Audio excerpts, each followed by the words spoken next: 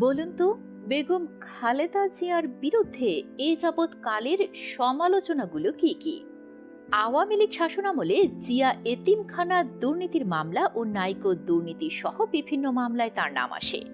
২০১৮ সালের ৮ ফেব্রুয়ারিতে খালেদা জিয়া দুর্নীতির দায়ে ৫ বছরের কারাবাসের দণ্ডপ্রাপ্ত হন।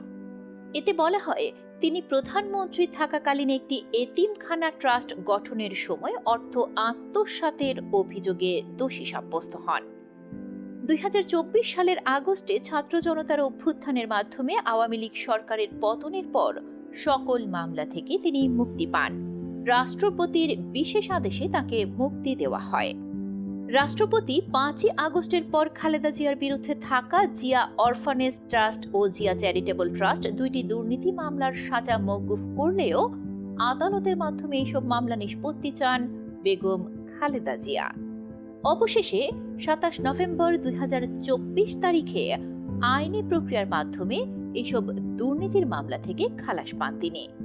২০২৫ সালের ১৫ জানুয়ারি জিয়া এতিমখানা দুর্নীতি মামলায় খালেদা জিয়াকে বেকসুর খালাস দিয়ে রায় ঘোষণার সময় আপিল বিভাগ বলেন, প্রতিহিংসার বশবর্তী হয়ে এই মামলা করা হয়েছিল।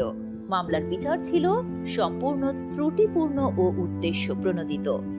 এই মামলা দিয়ে খালেদা জিয়াকে সামাজিকভাবে অপমান করার চেষ্টা করা হয়েছে।